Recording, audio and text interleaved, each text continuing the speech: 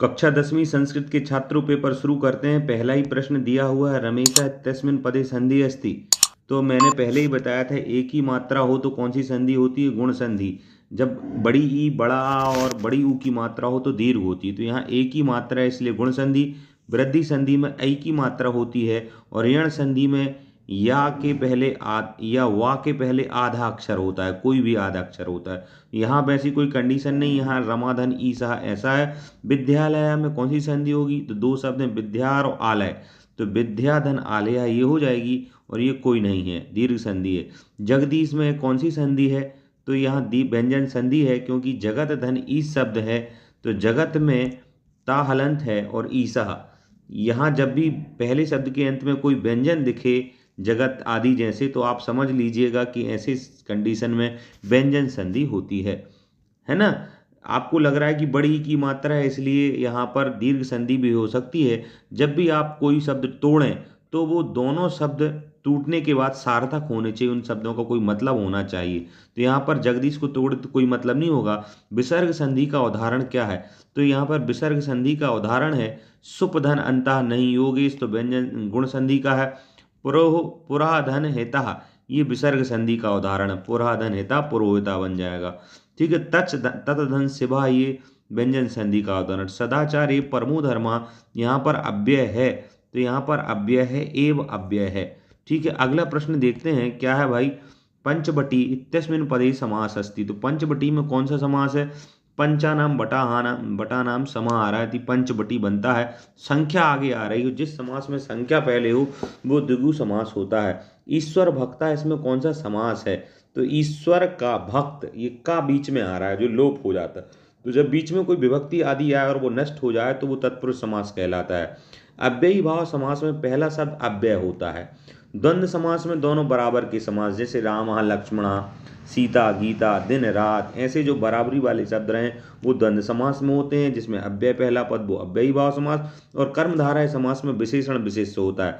यहाँ पर तो बीच में कोई विभक्ति आई है ईश्वर का, और का गायब हो गई इसलिए तत्पुरुष समास है। अगला द्वंद्व समास का उदाहरण है हरिहरऊ अनुरूपम घनश्याम चंद्रशेखर। तो देखो हरि और हर दो शब्द हैं, है ना, और द्विवचन भी हो गया। द्वंद्व समास में द्विवचन बहुवचन होता है कई बार।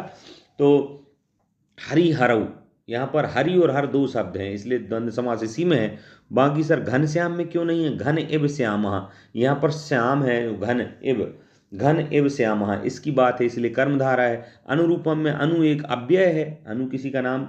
अब आप कहोगे सर अनु ये नाम होता है, अनु कोई नाम नहीं होता है। अनु नॉर्मली पूरा नाम होता है, अनुश्री आदि कुछ भी, अनु उसमें उपसर्ग लगा होता है इसलिए अनु नाम नहीं एक अव्यय है, तो इसलिए गलत हो गया। चंद्रशेखर में बहुब्रीहि समास है तो इसका आंसर हो गया हरिहरऊ। अगला प्रतिध्वनि इत्यस्मिन् पदे उपसर्ग, इसमें उपसर्ग कौन सा है प्रतिध्वनि में? तो प्रतिध्वनि उपसर्ग है प्रति 22 उपसर्गों में से। अधोलिखितेषु पदेषु उपसर्ग अस्ति, नीचे लिखे हुए पदों में उपसर्ग क्या है भाई? तो उपसर्ग अस्ति, पदेषु उपसर्ग अस्ति, तो अधि अपि अति या असि। तो आपको 22 उपसर्गों के नाम पता होना चाहिए। प्रापर अपसम अनुअव निस्निर दुस दुर वियंग नी अधि अपि अति सु उत अभिप्रति। तो यहाँ पर इन्होंने पूछा उपसर्ग अस्ति, प्रश्न गलत दे दिया। अधि भी उपसर्ग और अति भी उपसर्ग, सुत अपि भी कई बार। तो प्रापर अपसम अनुअव निस्निर दुस दुर विआंग नी अधि अपि अति, तो नी अधि अपि अति ये तीनों उपसर्ग हैं। यहाँ पर ना ये मिस्टेक कर गए हैं, इसका आंसर होगा दा, क्योंकि असी कोई उपसर्ग नहीं, बाकी तीनों उपसर्ग हैं। इसके बाद है यहाँ पर आपको लकार चुनना है। तो अपस्मन पद में कौन सा लकार है? हमेशा मैंने बताया जब भी छोटा आ किसी धातु के आगे हो तो वो लंग लकार होता है, ठीक है। अगला प्रश्न याचते, इस पद में कौन सी धातु है? तो याचते पद में याच धातु है, ठीक है। भविष्यति में कौन सा वचन है? तो भविष्यति लट लकार और लिट लकार एक से लगभग चलते हैं, बीच में लिट लकार में आधा सा और या आ जाता है, तो इसमें पद में वचन है एक वचन। इसके बाद गच्छामः इत्यस्मिन् पदे पुरुषः अस्ति, तो गच्छामः, गच्छामि, गच्छावः, गच्छामः उत्तम पुरुष बहुवचन है, ठीक है। अगला प्रश्न है भवान तु विद्वान अस्ति, इसमें अव्यय है। तो देखो भवान मतलब होता आप, इसके रूप चलते हैं इसलिए अव्यय नहीं है। अस्ति एक क्रिया है, विद्वान एक ज्ञानी व्यक्ति को विद्वान बोलते हैं, नाम हो गया जातिवाचक संज्ञा। तो तू ना कोई क्रिया है ना किसी का नाम है, तो तू यहाँ पर अव्यय हो गया। अगला जो प्रश्न है देखते हैं क्या है। यहाँ पर आपको उचित विकल्प चुनना है। वर्धमान में प्रत्यय पूछा है इन्होंने, तो वर्धमान में कौन सा प्रत्यय, सर्ती, कितवतु, सानच या मतु। देखो सत्री प्रत्यय में तो बचता है आधत्ता या आधन्ना, कितवतु में हो जाता है वान, ठीक है, गतवान, लिखितवान।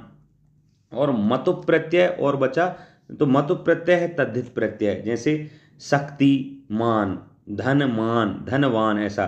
तो यहाँ पर वर्धमान में सानच प्रत्यय है, ठीक है। सानच प्रत्यय में वान बचता है, सेवमान, मान। सानच प्रत्यय में क्या बचता है, मान, याद रखना। और सानच प्रत्यय क्रिया में लगता है, वर्ध में वर्ध धातु बढ़ने के अर्थ में, इसलिए यहाँ पर सानच प्रत्यय। मतु प्रत्यय जो है वो किसी क्रिया में नहीं लगता है, ये संज्ञा में लगता है, यूँ समझिए। तो इसलिए याद रखना है, जब भी आपको मान दिखे अंत में किसी के, तो उसके आगे देखना है, यदि वो क्रिया है, धातु है, तो सानच होगा। और यदि वो कोई नॉर्मल शब्द क्रिया या धातु नहीं है तो मतुप होगा। अगला प्रश्न देखते हैं, कित्वा प्रत्ययस्य उदाहरणम अस्ति, कित्वा का नीत्वा उदाहरण है। अगला शक्तिमान प्रत्यय से, अब देखो अब भी जो मैंने बात आपको समझाई थी कि यहाँ पर कौन सा प्रत्यय है, तो देखो शक्तिमान आ गया। अब यहाँ पर वर्ध तो एक क्रिया थी बढ़ने के अर्थ में, पर शक्ति कोई क्रिया नहीं है, तो यहाँ पर सानच भी नहीं होगा, सत्री भी नहीं होगा, और कितवतु, क्योंकि ये तीनों तो क्रिया वाले प्रत्यय हैं। मतुप एक प्रत्यय है जो शब्दों में लगता है, तो शक्ति में जो प्रत्यय है वो सानच नहीं होगा, कितवतु नहीं, मतुप होगा। तो इसका आंसर हो गया सा।